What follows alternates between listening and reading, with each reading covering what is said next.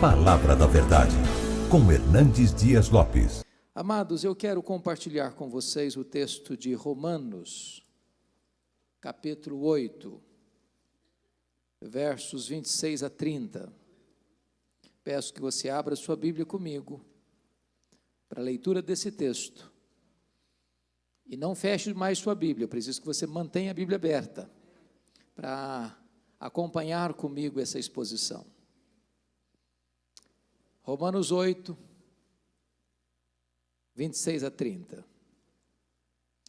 Os estudiosos dizem, e penso que eles têm razão, em afirmar que a carta de Paulo aos Romanos é a cordilheira do Himalaia de toda a revelação bíblica. E se Romanos é a cordilheira do Himalaia, então Romanos 8 é o pico do Everest. Este é o mais robusto compêndio de teologia do Novo Testamento. Alguém chamou Romanos de o Evangelho segundo o apóstolo Paulo. E no texto que vamos ler, versos 26 a 30, Paulo chega às alturas excelsas, quando ele diz assim: também o Espírito, semelhantemente, nos assiste em nossa fraqueza,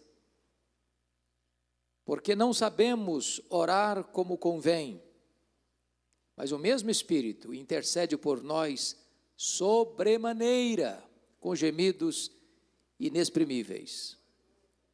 E aquele que sonda os corações sabe qual é a mente do Espírito, porque é segundo a vontade de Deus que ele intercede pelos santos. Sabemos que todas as coisas cooperam para o bem daqueles que amam a Deus, daqueles que são chamados segundo o seu propósito. Porquanto, aos que de antemão conheceu, também os predestinou para serem conformes à imagem de seu Filho, a fim de que ele seja o primogênito entre muitos irmãos. E aos que predestinou, a esses também chamou. E aos que chamou, a esses também justificou. E aos que justificou, a esses também glorificou. Amém.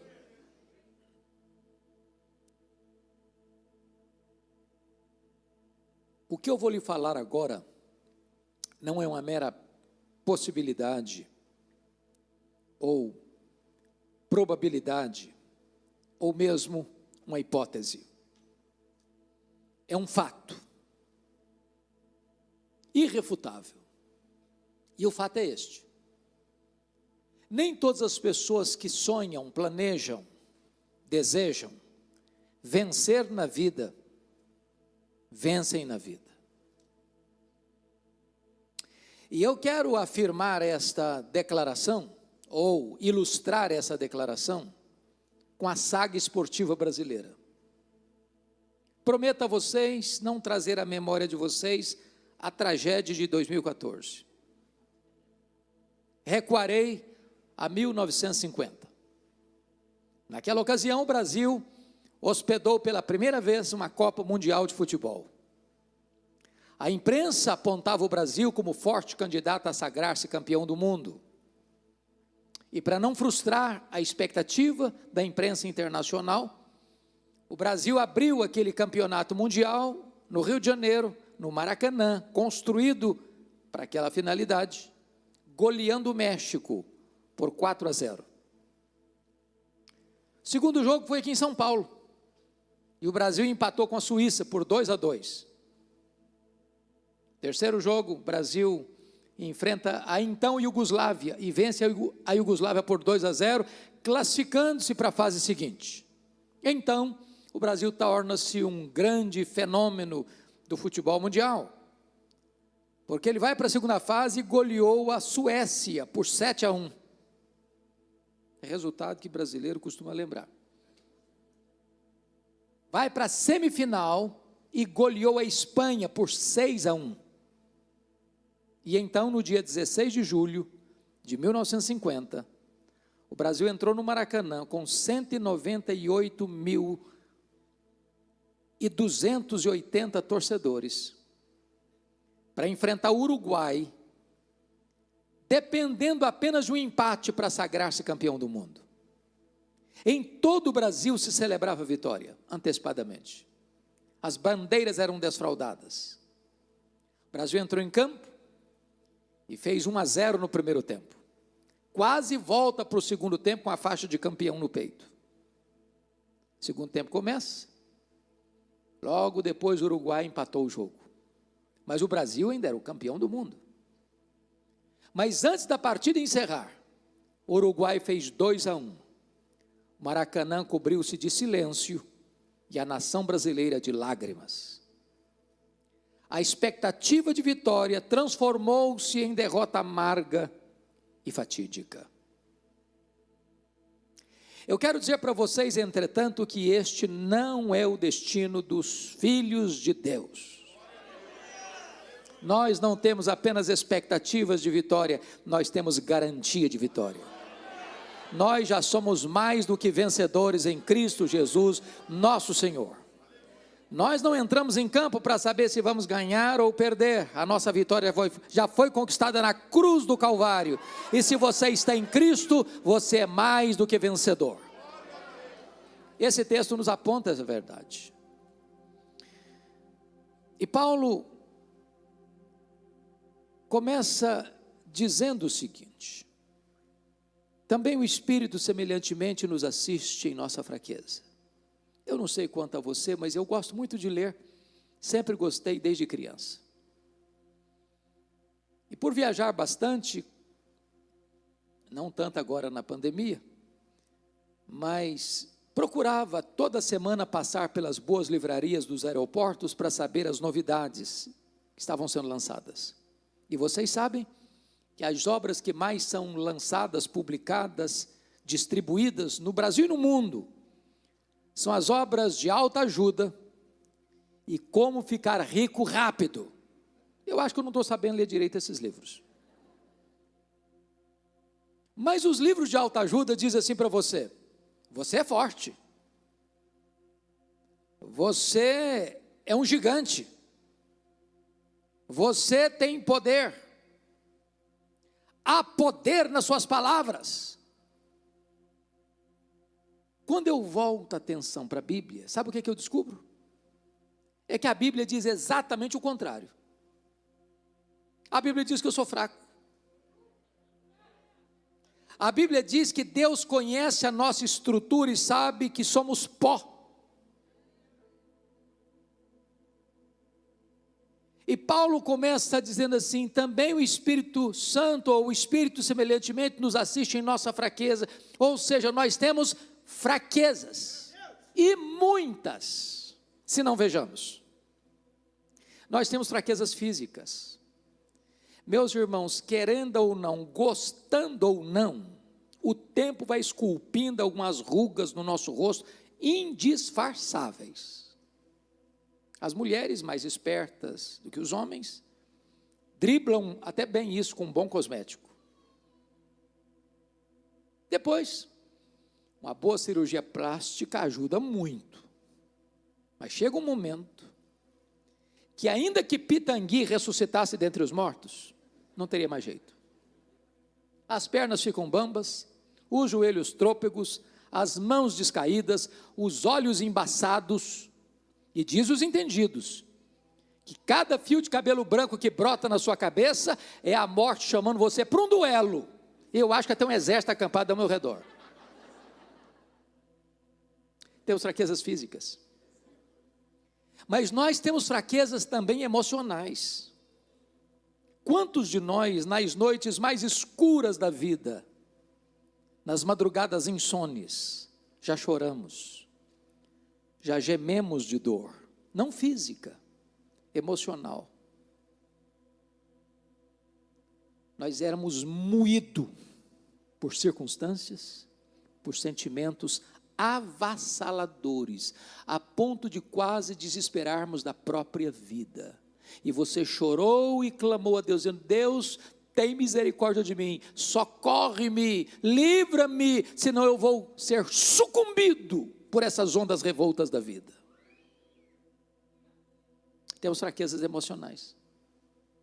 Mas em terceiro lugar, nós temos fraquezas morais. Quantas vezes você e eu, honestamente, já choramos diante de Deus, dizendo: Senhor, eu não quero mais cometer esse erro. Oh meu Deus, eu não quero mais cometer esse pecado. Oh Senhor, eu não quero mais recorrer nessa mesma transgressão. E daqui a pouquinho você se colhe repetindo o mesmo erro, cometendo o mesmo pecado. Não é que faltou para você sinceridade, não, faltou para você poder. Nós temos fraquezas morais. Mas em quarto lugar, nós temos fraquezas espirituais. Nós somos um ser ambíguo, contraditório, paradoxal. O bem que eu quero fazer eu não faço, o mal que eu não quero, esse eu pratico. Sabe o que é maravilhoso? É que a despeito de nós sermos fracos, o Espírito Santo não nos escorraça, Deus não nos descarta, Deus não nos joga na lata do lixo. O Espírito Santo nos assiste em nossa fraqueza, louvado seja Deus. Essa palavra assistir aí no grego, irmãos, é muito rica. A ideia é de que a vida é um fardo tão pesado que você não consegue carregá-la sozinho. Então o Espírito Santo vem e toma esse fardo e carrega esse fardo por você. Mas talvez você pergunte: pastor, em que consiste a nossa fraqueza? Paulo responde: nós somos tão fracos que nós nem sabemos orar como convém. E sabe por que nós não sabemos orar como convém? Porque nós não sabemos o que é melhor para nós. Oh, irmãos, Deus é tão bom com você e comigo que Deus não responde sim a todas as nossas orações. Às vezes nós pedimos para Deus uma pedra, pensando que estamos pedindo um pão. Às vezes nós pedimos para Deus uma cobra, pensando que estamos pedindo um peixe. Às vezes nós pedimos para Deus um escorpião, pensando que estamos pedindo um ovo. Às vezes nós pedimos para Deus o que vai nos matar, pensando que estamos pedindo o que vai nos dar vida. Então preste atenção nisso: Deus ama tanto você, que Ele não dá o que você quer, Ele dá o que você precisa, Ele dá o melhor. Jesus nos ensinou a orar, e Ele nos ensinou a orar assim: pedi e dar-se-vos-á, buscai e achareis, batei e abrir-se-vos-á, porque todo que pede, recebe, todo que busca, encontra, todo que bate, abrir-se-lhe-á. Isso foi o que Ele ensinou. Às vezes nós entendemos o contrário, às vezes nós entendemos assim: todo que pede, recebe o que pede. Não, isso não está na Bíblia, não, isso Ele não ensinou. O que Ele ensinou foi: todo que pede, recebe. Às vezes o contrário do que pedimos, porque Deus nos ama. Ele olha para a gente e diz: meu filho, você não sabe o que você está pedindo. Se eu lhe der o que você está pedindo, vai ser uma encrenca, vai dar um problema, vai complicar a sua vida. Você não enxerga no escuro, você não enxerga na curva, você não enxerga lá no final. Eu estou lá no fim, como estou aqui agora. Eu sei tudo, eu conheço tudo, então eu vou lhe dar o que você precisa, vou lhe dar o melhor.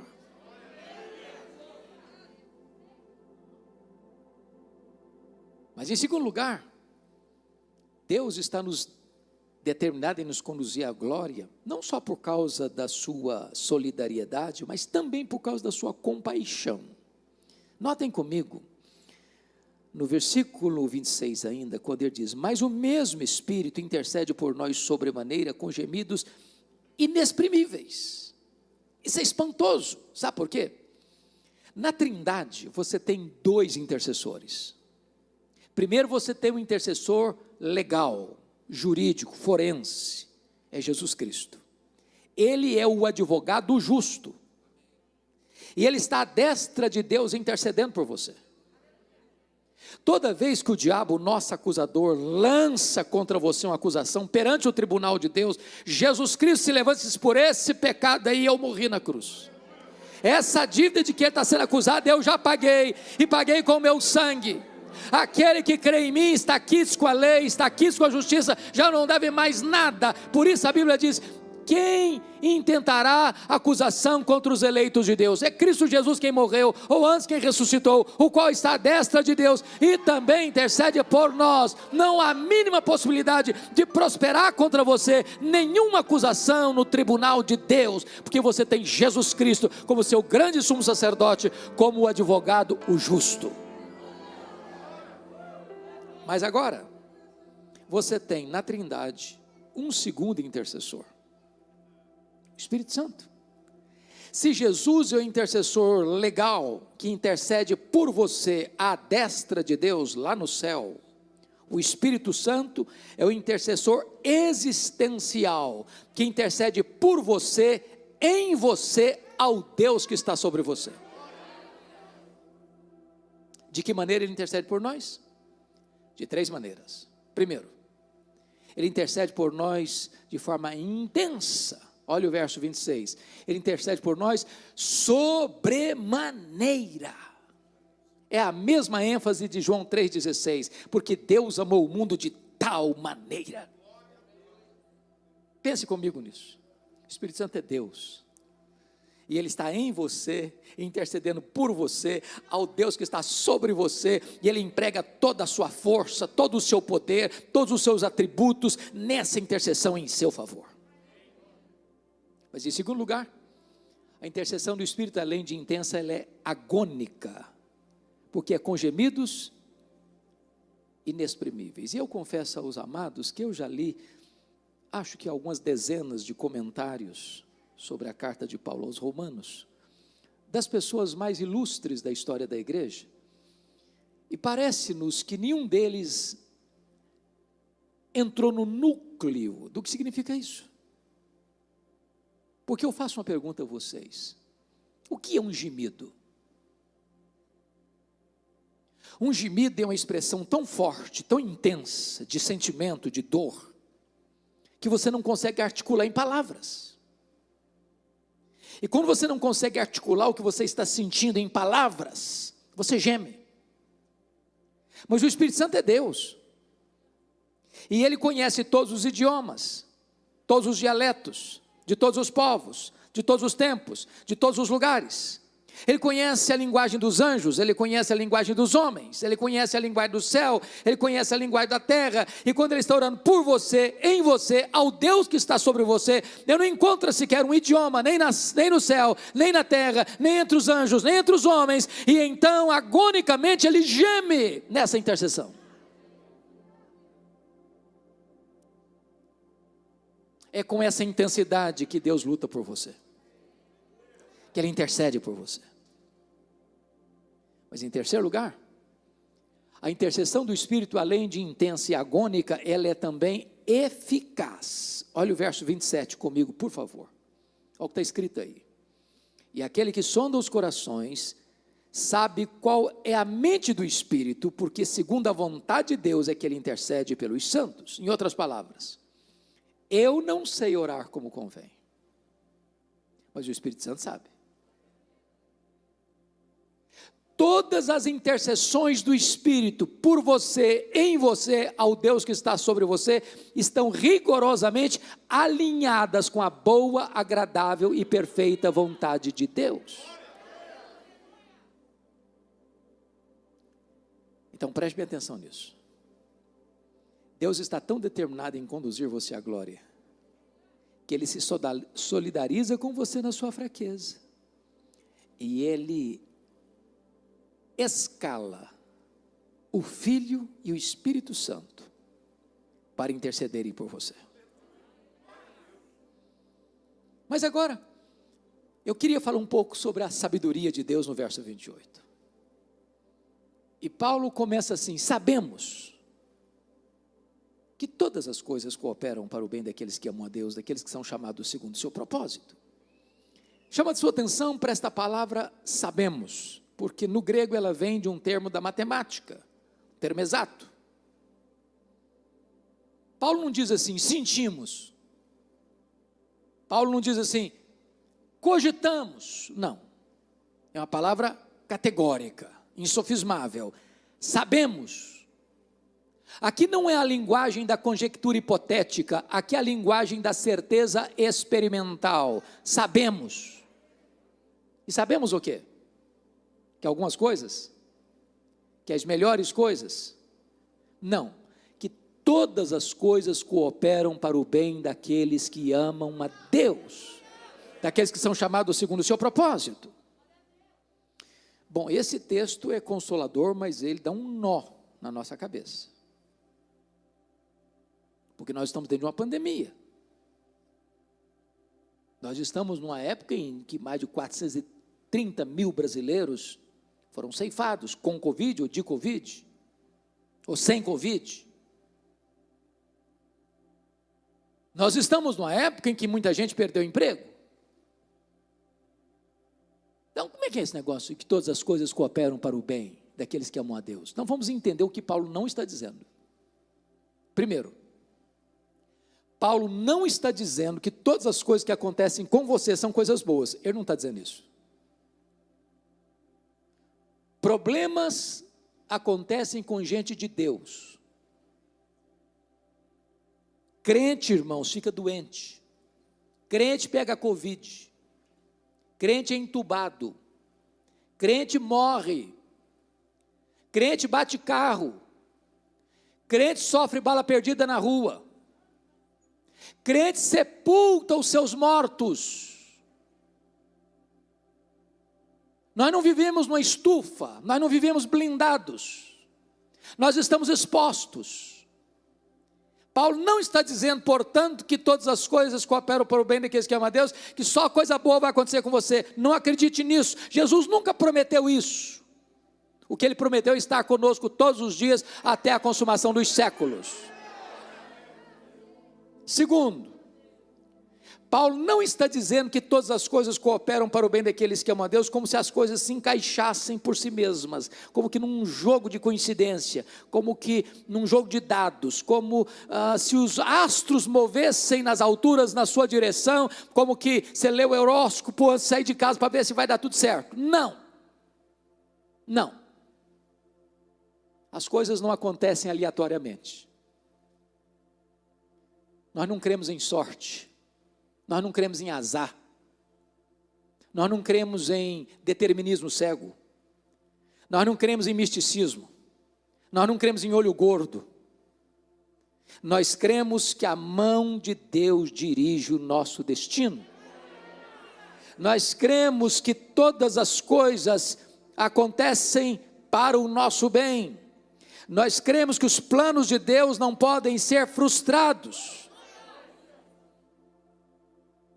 Terceiro, Paulo não está dizendo que todas as coisas cooperam para o bem de todas as pessoas. Ele não está dizendo isso. A Bíblia diz que quem semeia vento, colhe tempestade. Quem semeia na carne, da carne colhe corrupção. Mas se você ama Deus, todas as coisas cooperam para o seu bem. Talvez você argumente assim, pastor, o senhor está falando isso porque o senhor não conhece a minha história. Se eu contar a minha história, até pedra chora. A minha vida está de ponta cabeça. Bom, se você não está conseguindo entender o que Deus está fazendo na sua vida, você pode entender Deus. Eu ilustro. Vocês se lembram quando Jó sofreu 5 esbarros na vida? Ele perde os seus bens, sendo o homem mais rico da sua geração. Ele sepulta os seus 10 filhos num único dia. Ele enfrenta uma enfermidade com úlceras abertas no corpo, do alto da cabeça à planta dos pés. Vira uma carcaça humana. A mulher dele, na hora que ele mais precisava dela, disse: ainda conservas a tua integridade? Amaldiçoa o teu Deus e morre. Os amigos vieram e, em vez de serem bálsamos para ele, tornam-se vinagre nas suas feridas, assacando contra ele os mais pesados libelos acusatórios. O que é que ele faz? Ele pergunta 16 vezes para Deus: por que, meu Deus? Por que eu estou sofrendo? Por que a minha dor não cessa? Por que eu não morri no ventre da minha mãe? Por que eu não morri ao nascer? Por que os seios da minha mãe não estavam murchos de leite para eu morrer de fome? Por que o Senhor não me mata de uma vez? Sabe qual foi a resposta que Deus deu para ele? O total silêncio. Ele fez 34 queixas contra Deus. Ele se defendeu. Ele se queixou. Sabe qual foi a resposta que Deus deu para as 34 queixas dele? Total silêncio. Tem hora que o silêncio de Deus grita mais alto nos ouvidos da nossa alma que o barulho mais ruidoso das circunstâncias mais adversas.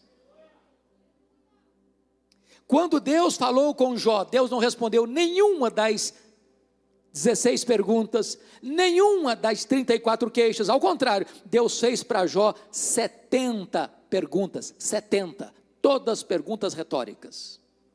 Onde estava você, Jó, quando eu lançava os fundamentos da terra? Onde você estava quando eu espalhava as estrelas no firmamento? Onde você estava quando eu cercava as águas do mar para elas não invadirem a terra? E Deus foi despejando em cima de Jó a sua grandeza, a sua majestade, o seu poder, a sua glória, e Jó só botou a mão na boca e dizia: Senhor, eu só te conheci de ouvir falar, mas agora os meus olhos te veem, e eu me abomino no pó e na cinza. Agora eu sei que tudo podes, e ninguém pode frustrar os teus propósitos.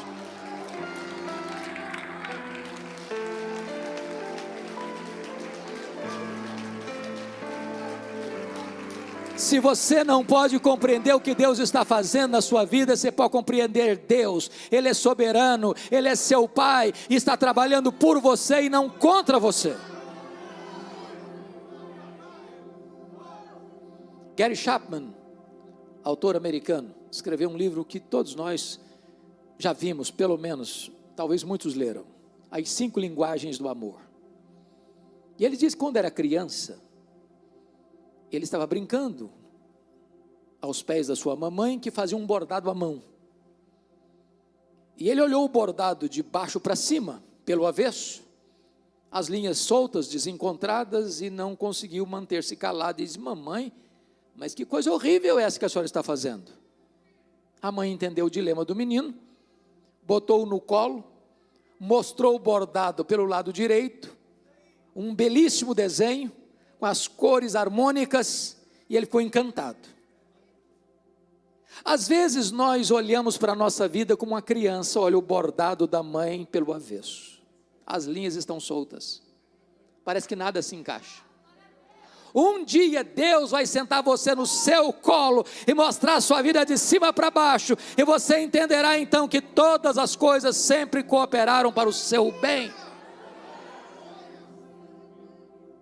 Quando o grande cientista Albert Einstein veio à América pela primeira vez, depois do seu sucesso com a teoria da relatividade, uma repórter perguntou à sua esposa que o acompanhava assim: a senhora compreende a complexa teoria da relatividade pela qual o seu marido é tão famoso no mundo? Ela respondeu: não. Eu não compreendo a complexa teoria da relatividade pela qual meu marido é tão famoso no mundo, mas eu compreendo o meu marido. Se você não pode entender o que Deus está fazendo, você pode entender Deus. Ele é seu Pai, Ele é todo poderoso, e Ele está trabalhando para o seu bem. Mas talvez você pergunte: mas pastor, que bem é esse que Deus está trabalhando? É ficar rico? É ter saúde? É ter sucesso? É alcançar os degraus da melhor universidade do mundo, ou da maior empresa multinacional, ter um mega salário? Que bem é esse? Paulo não deixa dúvida na resposta, porque a resposta está no versículo 29. E ele diz que Deus nos predestinou para sermos conformes à imagem do seu Filho, a fim de que o seu Filho seja o primogênito entre muitos irmãos. Sabe o que Paulo está dizendo aqui? O grande propósito de Deus na sua vida não é você ser rico, famoso. O grande propósito de Deus na sua vida é transformar você numa pessoa parecida com Jesus. dinheiro, sucesso, fama, pode até vir a reboque, mas o plano eterno de Deus na sua vida é este, não é apenas levar você para a glória, mas é transformar você à imagem do Rei da glória. Como é que Deus faz isso? O verso 30 responde. Aqui são os elos da corrente da graça. E Paulo começa assim: aos que Deus predestinou, a esses Deus também chamou. Sabe o que significa isso? A sua salvação não começou com você, começou com Deus. A sua salvação não foi planejada de última hora, como um plano B, porque o plano A fracassou. Não, a sua salvação foi planejada na eternidade, antes da fundação do mundo. Não foi você que começou a amar a Deus, e Deus viu que coisa maravilhosa, olha como aquela pessoa me ama, quer saber, eu vou amá-la também. Não foi assim não. A Bíblia diz que Deus nos amou primeiro, que o nosso amor por Deus é um refluxo do fluxo do amor de Deus por nós. Deus escolheu você antes da fundação do mundo, Deus escolheu você em Cristo, Deus escolheu você para você ser santo e irrepreensível perante Ele em amor, Deus escolheu você para você praticar boas obras, as quais Ele preparou de antemão para que você ande nelas, Deus escolheu você para que você creia no Senhor Jesus Cristo. E Paulo prossegue: aos que Deus predestinou, a esses Deus também chamou. Você sabe que tem dois chamados, um externo e um interno, um chamado dirigido aos ouvidos e outro chamado dirigido ao coração. Jesus disse: muitos são chamados, poucos escolhidos.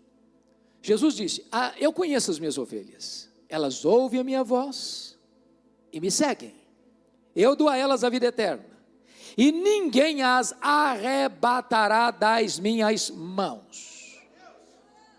Houve um dia em que nós que estamos aqui, pela graça de Deus, ouvimos o Evangelho, e o Evangelho é a voz do pastor. A fé vem pelo ouvir, e ouvir a palavra de Deus. E nesse dia, o próprio Espírito Santo de Deus tirou o tampão dos nossos ouvidos, arrancou a venda dos nossos olhos, foi dentro de nós, arrancou o coração de pedra e nos deu um coração de carne, e nós nascemos de novo, e nós nascemos da água, e nós nascemos do Espírito, e nós nos tornamos membros da família de Deus. Se cada um pudesse dar o seu testemunho de conversão aqui, um foi convertido de madrugada, coração perturbado, levantou, ligou a televisão, estava passando um pregador, e ele ouviu aquela mensagem, o Espírito Santo tocou e ele se converteu. Outro se converteu quando um amigo convidou para a igreja, e ele entrou na igreja, nunca tinha entrado numa igreja evangélica, entrou e ouviu a palavra, o coração foi quebrado e ele se converteu. Outro se converteu caminhando bêbado de volta para casa de madrugada e encontrou um folheto sujo, rasgado no chão, pegou, leu, e aquilo entrou no coração dele com uma flecha e ele se rendeu a Cristo. Outro se converteu porque estava lá na cadeia, recebeu um Novo Testamento dos Gideões, ele pegou uma folhinha daquela para enrolar droga, para fumar droga, e de repente, antes de enrolar, ele leu, era a palavra de Deus, aquilo entrou no coração dele, ele se rendeu a Cristo. Deus chama na rua, Deus chama no hospital, Deus chama no bar da esquina, Deus chama no campo de futebol, e quando Ele chama, a sua voz é poderosa.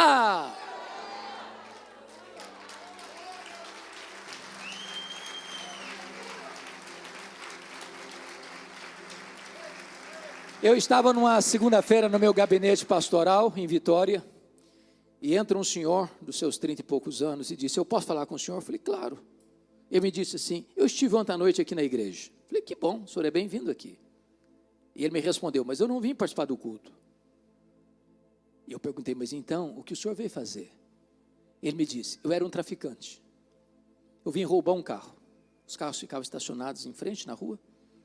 Ele disse: mas o que aconteceu?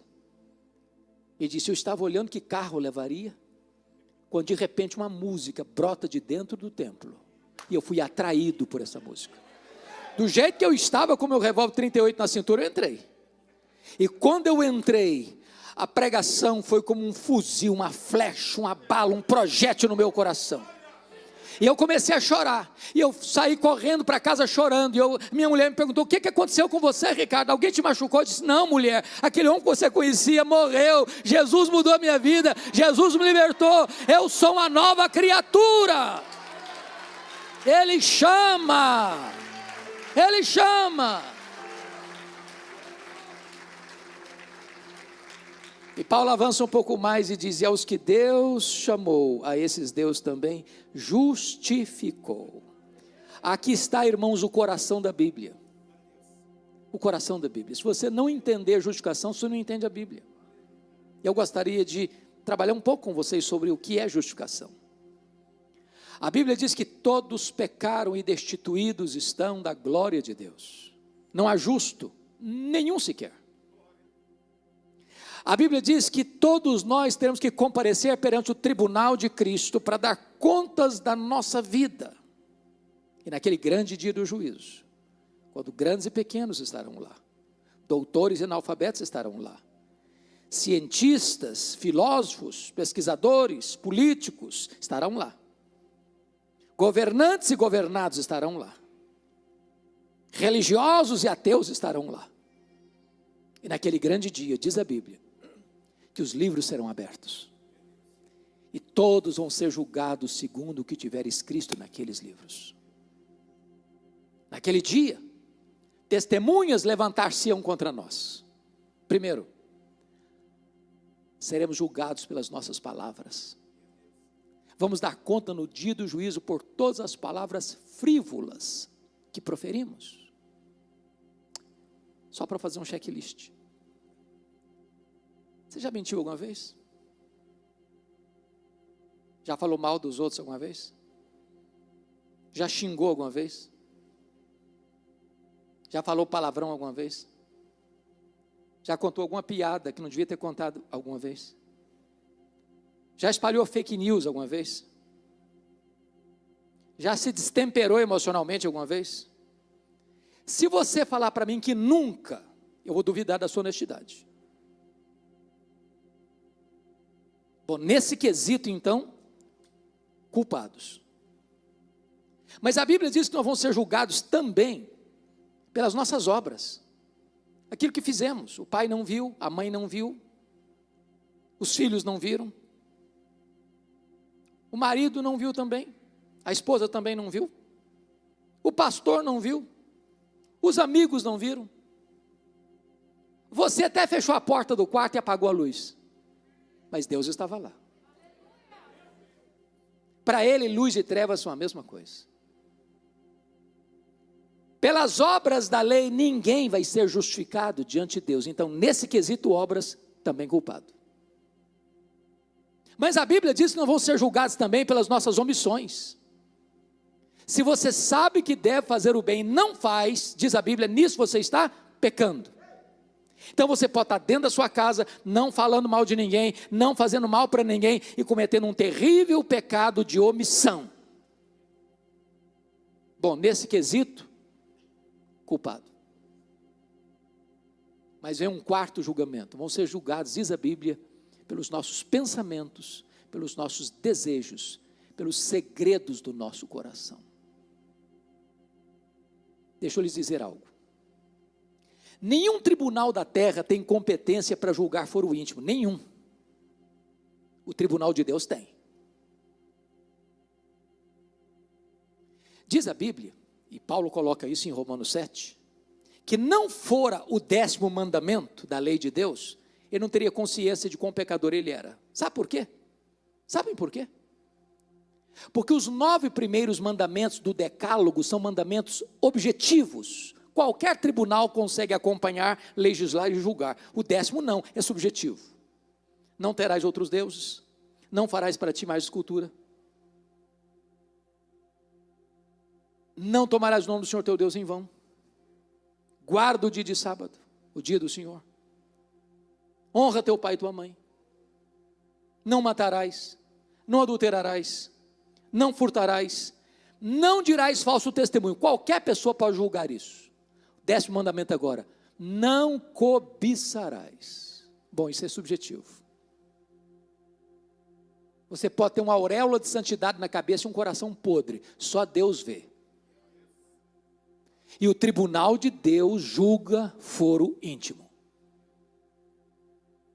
Segundo os psicólogos, passam pela nossa cabeça em torno de 10 mil pensamentos por dia. Tem hora que passa um pouco mais, né? Quantos desses pensamentos você não teria coragem de contar para o amigo mais íntimo? Você fica escandalizado com você mesmo. Bom, talvez você não esteja gostando do rumo da minha conversa agora. Talvez você diga assim, bom, mas eu fui convidado aqui para escutar uma coisa mais light hoje, eu não estou gostando dessa conversa não. Bom, se você acha que você é muito bom, que você é uma pessoa maravilhosa, deixa eu colocar você numa situação melhor ainda. Vamos imaginar que você seja a pessoa mais virtuosa da cidade de São Paulo, do estado de São Paulo, do Brasil, quem sabe do mundo. Então vamos fazer uma hipótese aqui. Vamos imaginar que durante um dia inteiro você não peque nenhuma vez por palavras, você não peque nenhuma vez por omissão, você não peque nenhuma vez por obras. Dos 10 mil pensamentos por dia, você teve 9.997 pensamentos bons, só 3 pensamentos pecaminosos, você já seria quase um anjo ambulante. Mas eu lhe pergunto, se você tiver 3 pecados por dia, no final de um mês, quantos pecados você terá?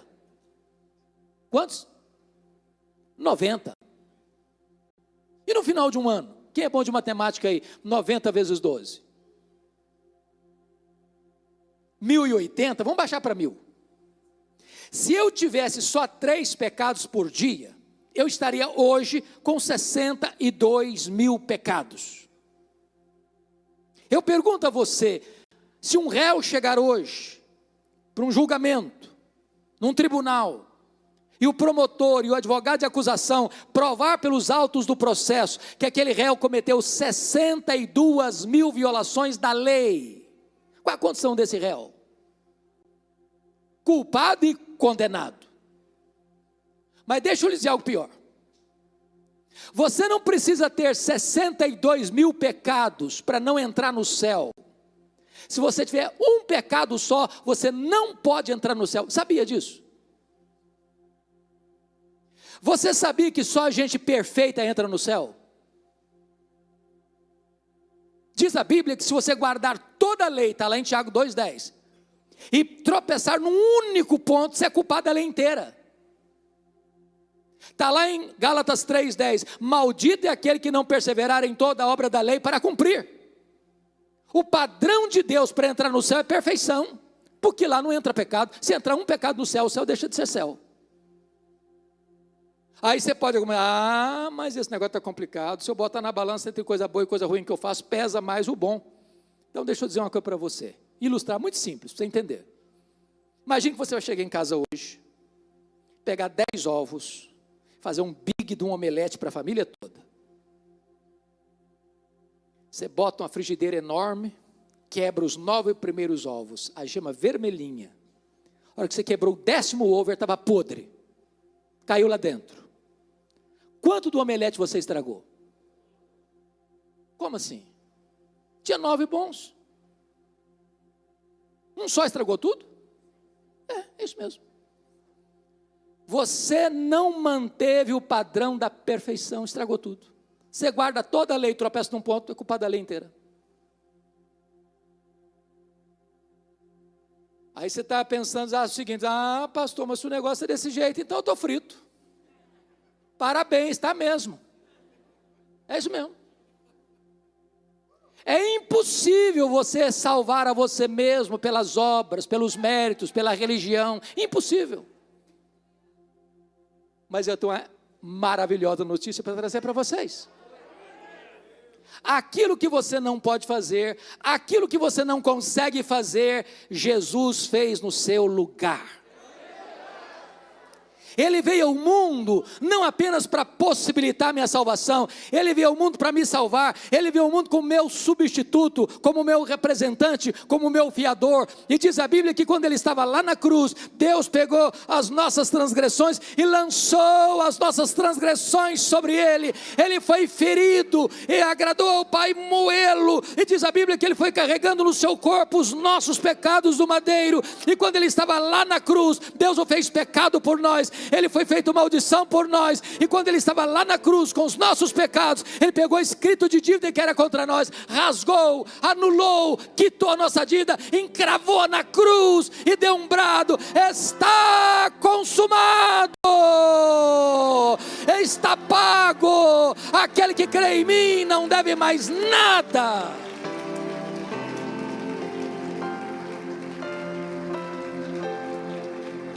Isso é um ato legal. É um ato legal. Preste atenção no que eu vou lhes dizer, irmãos. Preste atenção no que eu vou lhes dizer. Na cruz aconteceu 3 transações. Primeira transação, 2 Coríntios 15, 18 a 21. Deus estava em Cristo reconciliando consigo o mundo, não imputando aos homens as suas transgressões. Primeira coisa que Deus fez, Ele não colocou na sua conta a sua dívida. Qual o tamanho da sua dívida? Impagável. Na parábola do credor incompassível, 10 mil talentos, sabe quanto vale 10 mil talentos? 350 mil quilos de ouro. Um homem, para ganhar 10 mil talentos naquela época, tinha que trabalhar 150 mil anos. Jesus exagerou na conta para dizer o seguinte: ninguém consegue pagar a dívida que tem com Deus. Pois Jesus foi para a cruz e pagou essa dívida, não com ouro, não com prata, mas com o seu sangue. Segundo, aquele que não conheceu o pecado, Deus o fez pecado por nós. Então, se não fui eu, se Deus não botou a minha dívida na minha conta, botou na conta de quem? Na conta de Jesus. Ele lançou sobre ele a iniquidade de todos nós. E o que Cristo fez com os nossos pecados? Diz 1 Coríntios 15, 3, que Ele morreu pelos nossos pecados, segundo as Escrituras. Ele quitou essa dívida. Terceiro lugar, terceira transação, aquele que não conheceu o pecado, Deus o fez pecado por nós, para que nele nós fôssemos feitos justiça de Deus. Sabe o que aconteceu mais? Justiça é mais do que perdão. Perdão é um conceito negativo, e eu vou ilustrar isso. Se você devesse R$1 milhão no banco, e você está quebrado, sem um centavo, e você deve R$1 milhão, você não consegue pagar essa conta. Aí alguém vai lá e deposita R$1 milhão na sua conta, e a dívida é paga, você não deve mais nada agora. Mas se você estava quebrado você continua, só não tem mais dívida, isso é perdão. Justificação é positivo. Sabe o que aconteceu? Jesus quitou a sua dívida e foi lá no tribunal do céu e depositou na sua conta um saldo infinito, um valor infinito, toda a justiça de Cristo. Quando Deus puxa sua ficha lá no tribunal do céu, não só não tem mais dívida, mas tem um crédito de valor infinito. Toda a justiça de Cristo está na sua conta. Você está justificado, quites com a lei, quites com a justiça. Já nenhuma condenação a mais para aqueles que estão em Cristo Jesus, nosso Senhor. Então, vem o último elo da corrente. E aos que Deus justificou, a esses Deus também glorificou. Talvez você pergunte: Paulo, você está errando na gramática ou na teologia? Porque nós não somos glorificados, estamos? Ainda não. Quando é que vai acontecer a glorificação? Quando Jesus voltar. Mas o tempo que Paulo usa do verbo é pretérito perfeito. Por que ele está usando pretérito perfeito? Para um fato que vai acontecer no futuro. Porque se você foi predestinado, se você foi chamado, se você foi justificado, na mente de Deus, nos decretos de Deus, você já está glorificado. É um fato consumado. Bendito seja Deus. Que segurança nós temos em Cristo. E eu quero concluir quando Paulo faz então 5 perguntas retóricas para realçar a nossa segurança. Se Deus é por nós, quem será contra nós? Aquele que não poupou seu próprio filho, antes por todos nós o entregou, porventura não nos dará graciosamente com ele todas as coisas? Quem tentará acusação contra os eleitos de Deus? É Deus quem o justifica. Sabe o que ele está dizendo? Aqui nós temos 4 instâncias de apelação. Você foi condenado ou inocentado na primeira instância, você apela para a segunda. Foi inocentado na segunda, apela para a terceira. Foi inocentado na terceira, apela para a quarta, e a quarta pode condenar. Mas a Suprema Corte Celestial, o Supremo Tribunal Federal do céu, já deu a sentença. Você está justificado. Não tem corte superior para se apelar. A decisão está tomada e ela é irreversível. Se você está em Cristo, você está justificado. Quem tentará acusação contra os eleitos de Deus? É Cristo Jesus quem morreu, o anjo quem ressuscitou, o qual está à destra de Deus, também intercede por nós. Sabe o que ele está dizendo com isso? O que ele está dizendo é o seguinte: Deus é justo. E Deus não pune o mesmo pecado 2 vezes. Se Deus puniu o meu pecado no seu filho, Ele não pune mais o meu pecado em mim, porque essa dívida já foi paga, e paga na cruz. E agora a última pergunta é existencial: quem nos separará do amor de Cristo? Será tribulação, ou angústia, ou nudez, ou perigo, ou espada? Por meio de todas essas coisas somos mais que vencedores em Cristo Jesus. E eu estou certo de que nem a morte, nem a vida, nem anjos, nem principados, nem poderes, nem altura, nem profundidade, nem qualquer outra criatura poderá nos separar do amor de Deus que está em Cristo Jesus, nosso Senhor. Estamos seguros nos braços do nosso Redentor. Faça você 2 apelos. Se você entrou aqui neste templo, está lá fora nos ouvindo, ou na sua casa nos ouvindo, e você ainda não entregou o seu coração para Cristo, para crer nele como seu Salvador pessoal, para ser justificado e ter segurança da vida eterna, hoje é o dia. Amanhã pode ser tarde demais. Segundo apelo: se você está aqui ou está nos ouvindo, já é crente no Senhor Jesus Cristo, então viva os dias que Deus lhe der para exaltar o seu glorioso Redentor por tão grande salvação. Que Ele nos abençoe. Amém.